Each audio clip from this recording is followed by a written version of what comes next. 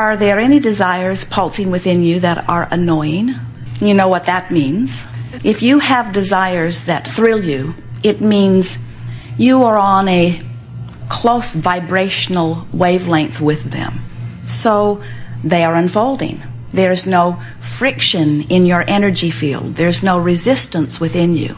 If your desire brings about a feeling of disappointment or annoyance, if you find yourself avoiding thinking about it because it's just so unpleasant to think about the things that you want, then that means you have, without meaning to, we are certain, developed some patterns of thoughts about those desires that are contrary to the desire itself. For example, if you are wanting more money or an improved physical condition or a relationship, and thinking about it is uncomfortable to you, that is because you have practiced thoughts of the absence of what you want more frequently than you have practiced thoughts of having what you want.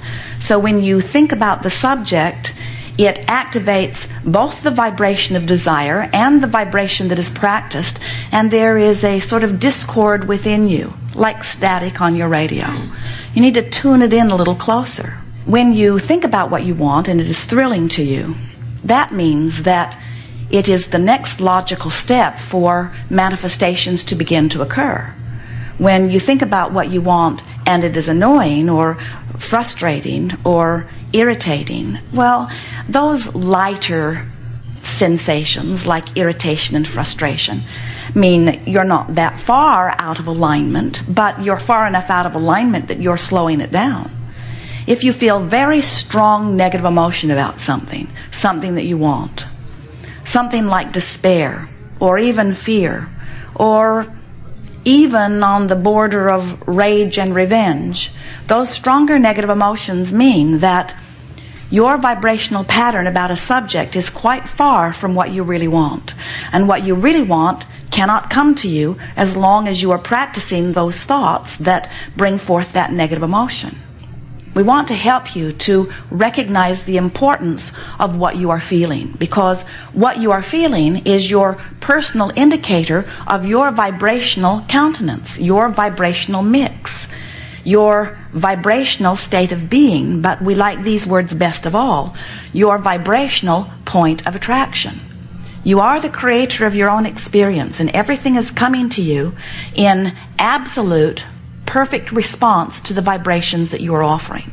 Most people, when we first meet them, have not really considered the vibrations that they are offering. Most people don't see themselves as vibrational beings. Most of you would say, well, I am human and I'm flesh, blood, and bone, and we say, you are every bit of that, but you are even more vibrational beings. And the vibration of your being, which is there because of the thoughts that you think, whether you are pondering, whether you are remembering, whether you are musing or considering, whether you are focused upon something specific in your now, whether you are anticipating something in your future, no matter what the reason for your thought or what the word that you give to the kind of thought it is, as you think, even when you don't speak, so that means all of the beasts, all of the little children who still aren't speaking with words yet, everyone is emitting a vibration. And law of attraction, this magnificent, consistent, powerful engine of the universe, is responding to the vibration that you are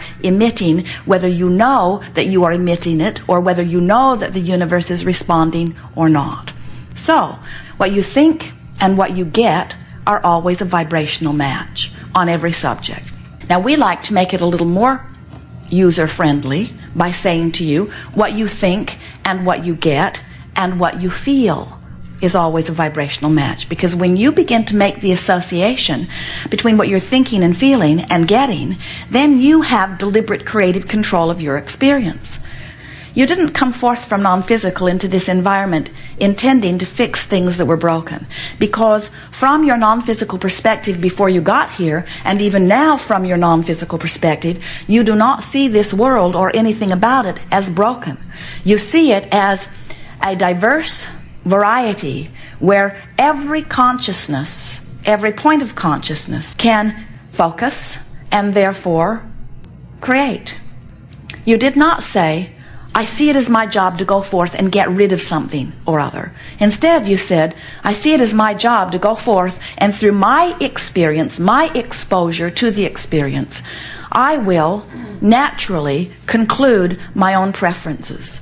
And whether I speak those preferences or not, just my mere awareness and my mere experience with experience will cause a preference to be born within me. Don't you feel that happening all day, every day? Can't you feel yourself concluding on many different levels of your being what you prefer?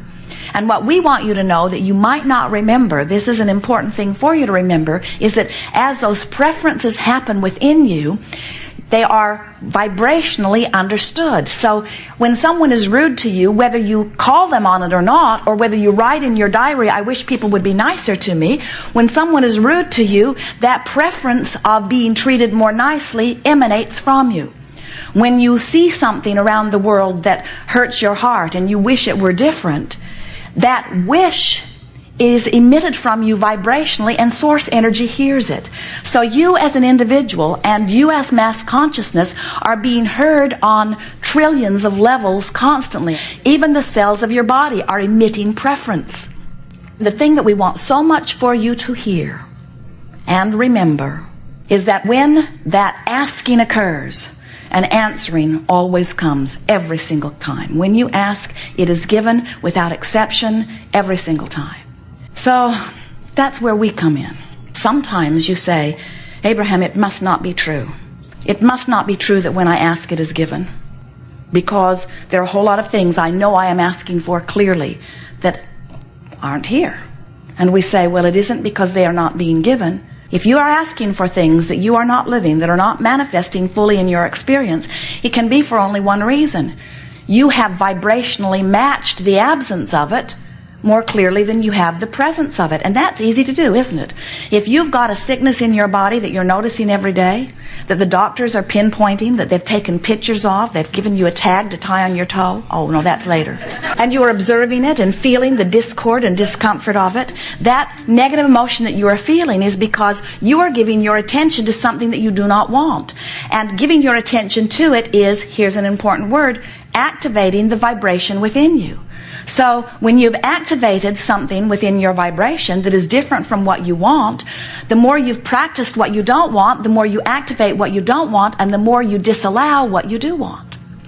So if you really want something, and you really focus often on the absence of it, you really have steady, getting stronger every day negative emotion.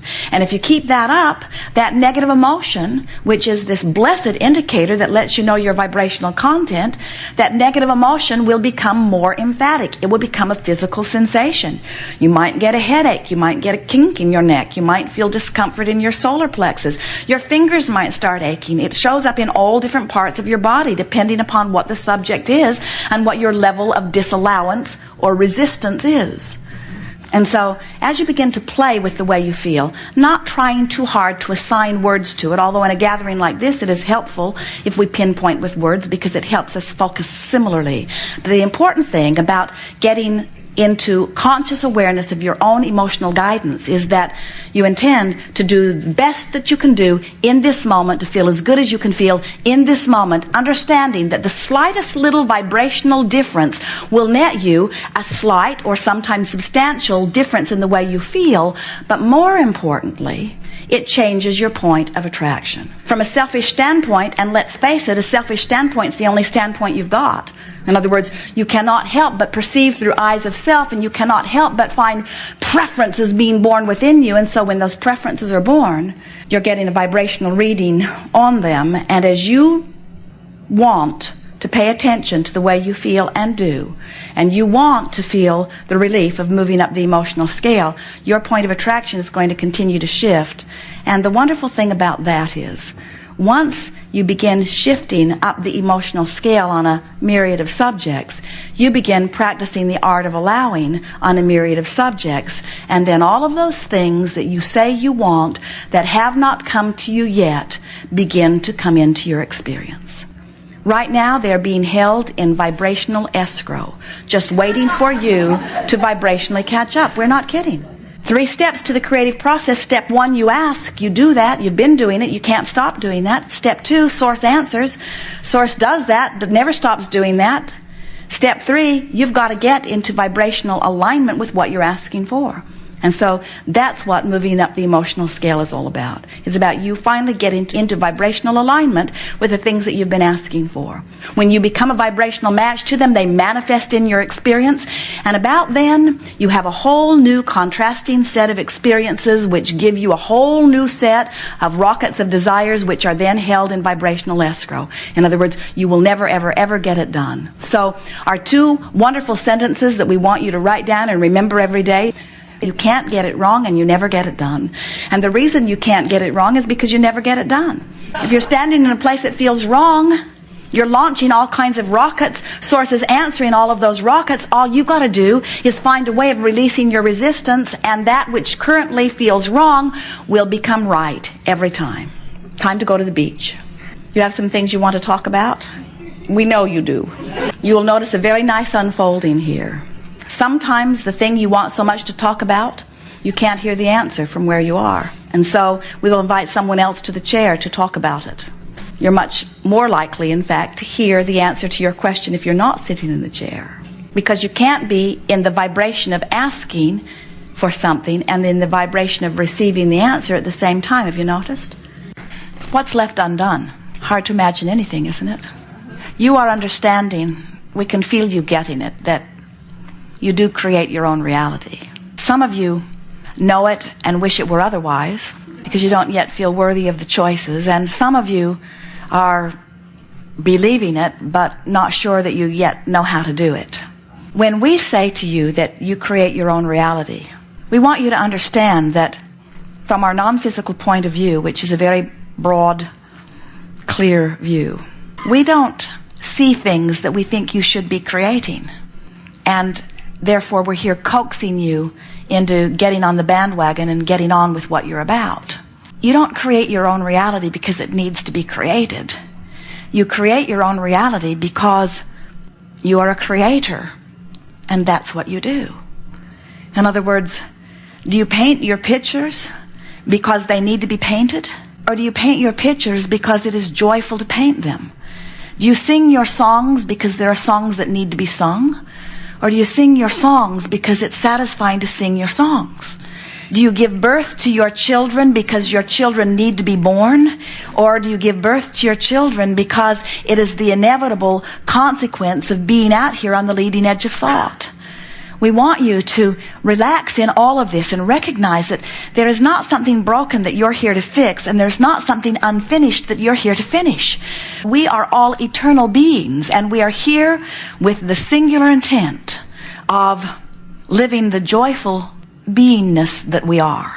When you get that, everything will fall into place. So when you're at work and you think you're there to earn the money so that you can go do the things with it that you think will be more fun, think again just for a little bit and say, I might be here for the joy of being here. There might be something of value here for me. And then ask yourself, if I were not here, would I be having these interactions? Would I have as much interaction with as many people? Would I be stimulated to as many thoughts? Would there be as many ideas flowing through me? Would I have the advantage of the energy that's already been summoned by those who are here and working with me? In other words, there is so much advantage wherever you are, and the most important thing that we want you to hear is that wherever you are is only part of the continuum that you set into motion even before you came forth into this body at your time of birth, and you've been adding to it every step along the way. We're wanting you to get the sense of the continuum of who you are.